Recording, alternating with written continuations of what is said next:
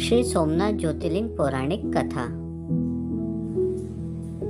शिव पुराण के अनुसार सोमनाथ ज्योतिर्लिंग भगवान शिव का प्रथम ज्योतिर्लिंग है।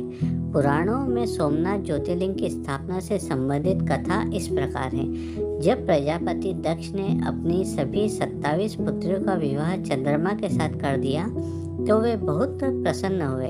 पत्नी के रूप में दक्ष कन्याओं को प्राप्त कर चंद्रमा बहुत शोभित हुए और दक्ष कन्याएं भी अपने स्वामी के रूप में चंद्रमा को प्राप्त कर सभी कन्याएं भी इस विवाह से प्रसन्न थीं।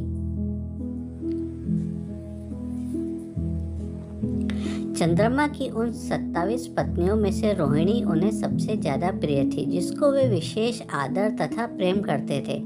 उनका इतना प्रेम अन्य पत्नियों से नहीं था। चंद्रमा की अपनी तरफ उदासीनता और उपेक्षा को देखकर रोहिणी के अलावा बाकी दक्ष पुत्रियां बहुत दुखी हुई।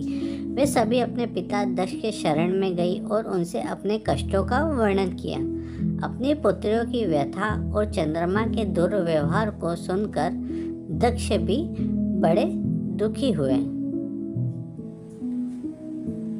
उन्होंने चंद्रमा से भेंट की और शांतिपूर्वक कहा, तुमने निर्मल व पवित्र कुल में जन्म लिया है, फिर भी तुम अपनी पत्नियों के साथ भेदभावपूर्ण व्यवहार करते हो। तुम्हारे आश्रय में रहने वाली जितनी भी स्त्रियां हैं, उनके प्रति तुम्हारे मन में प्रेम कम और अधिक ऐसा सौतेला व्यवहार क्यों है?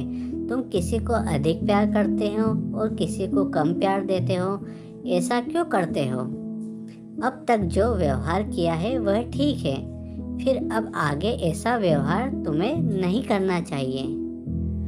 जो व्यक्ति आत्मीय जनों के साथ विषमतापूर्ण व्यवहार करता है उसे नरक में जाना पड़ता है।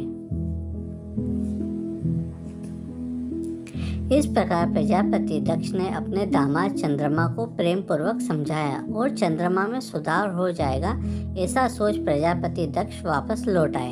इतना समझाने पर भी चंद्रमा ने अपने ससुर प्रजापति दक्ष की बात नहीं मानी। रोहिणी के प्रति अतिशय आसक्ति के कारण उन्होंने अपने कर्तव्य की अवहेलना की तथा अपनी अन्य पत्नियों का कुछ भी ख्याल नहीं रखा और उन सभी से उदासीन रहे।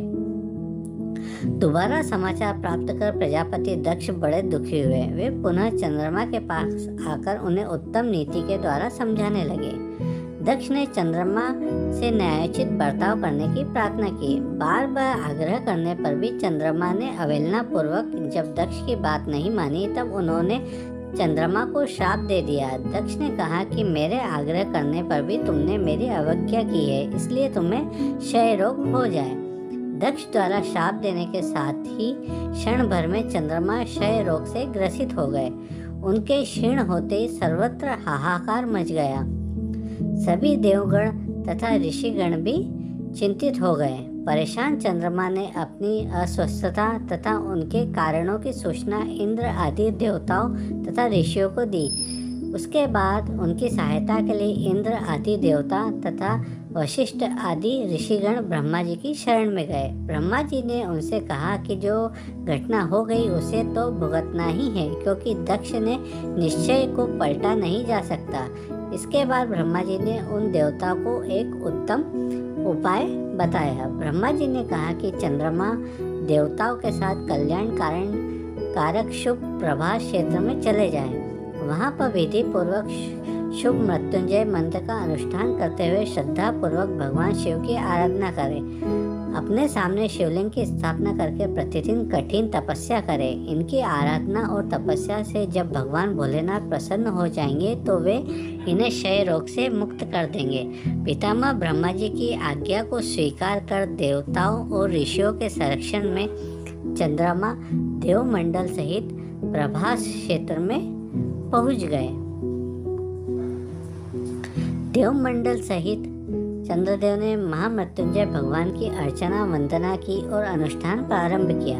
वे मृत्युंजय मंत्र का जप तथा भगवान शिव की उपासना में तल्लीन हो गए। ब्रह्मा की ही आज्ञा के अनुसार चंद्रमा ने 6 महीने तक निरंतर तपस्या की और वृषभ ध्वज का पूजन किया। 10 करोड़ मृत्युंजय मंत्र का जप तथा ध्यान करते हुए चंद्रमा स्थिर चित्त से वहां निरंतर खड़े रहे। उनकी तपस्या से भक्त वत्सल्य भगवान शंकर प्रसन्न हो गए।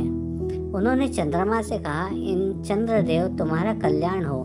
तुम जिसके लिए यह कठोर तप कर रहे हो उस अपनी अभिलाषा को बताओ, मैं तुम्हारी इच्छा के अनुसार तुम्हें उत्तम वर प्रदान करूंगा। चंद्रमा ने प्रार्थना करते हुए विनयपूर्वक कहा, देवेश्वर आप मेरे सब अपराधों को क्षमा करें और मेरे शरीर के इस क्षय रोग को दूर कर दें।